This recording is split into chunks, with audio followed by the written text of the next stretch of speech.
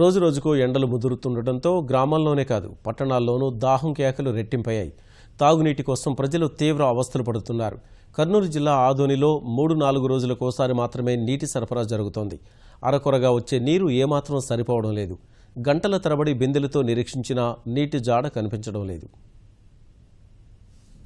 కర్నూలు జిల్లాలోని పెద్ద పట్టణాల్లో ఒకటైన ఆదోనిలో తాగునీటి కష్టాలు తీవ్రమయ్యాయి. నెల రోజులుగా బిందెడు నీటి కోసం ప్రజలు పడరాని పాట్లు పడుతున్నారు. కుళాయిల్లో నీరు ఎప్పుడు వస్తుందో తెలియని పరిస్థితి. వచ్చే అరకొర నీరు ఏమాత్రం సరిపోవడం లేదు. ఇంటి అవసరాల కోసం బిందెలు చేతబట్టి కిలోమీటర్ల మేర వెళ్లి నీరు తెచ్చుకోవాల్సిన పరిస్థితి. దూరం వెళ్లడం చేతగాని వాళ్లు బిందె 5 రూపాయల చొప్పున కొనుగోలు చేసుకుంటున్నారు. అమరావతి నగర్, దివాకర్ రెడ్డి నగర్, పంజరాపోల్, నిజాముద్దీన్ కాలనీ, హనుమాన్ నగర్, ఇందిరానగర్ తదితర ప్రాంతాల్లో నీటి సమస్య తీవ్రంగా ఉండగా మిగిలిన ప్రాంతాలకు 3-4 రోజులకోసారి నీరు వస్తోంది. పట్టణ శివారు గ్రామాల్లో పరిస్థితి అత్యంత దయనీయంగా ఉంది.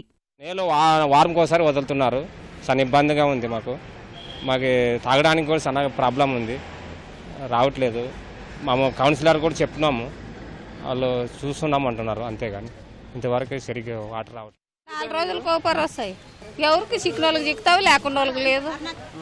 అంతే. మరి ఇంక దొరకదు, అట్లే చదువుకున్న వాళ్ళు మామే. సంవత్సరం ఇట్లే నీళ్లు మాకు చాలా ప్రాబ్లం ఉన్నాయి. పనులు ఇడిచిపెట్టి కానీ ఇటు ఆడోళ్ళు ఇట్లే ఉంటారు. మేము ఎన్నిసార్లు చెప్పినా పట్టించుకోరు. అది గుడిది కొలాయి. ఈ మున్సిపాలిటీ అసలు కొలాయి రావడం లేదు. గుడిది కాబట్టి గుడి వాళ్ళని అడిగి మేము ఇక్కడ ఇడిపించుకుంటున్నాము ఆ పైపులోన. మేము ఎన్నిసార్లు వచ్చినా చెప్పినా కానీ పట్టించుకోవడం లేదు. ఈరోజు కొలాయి వస్తుందంటే కనీసం ఒక 30 మంది అన్నా పనికి పోకున్నట్లు ఉంటారు ఇక్కడ. అమృత్ పథకంలో భాగంగా కొన్ని ప్రాంతాల్లో పైపు లైన్లు మార్చుతుండటంతో నీటి సరఫరా పూర్తిగా నిలిచిపోయింది.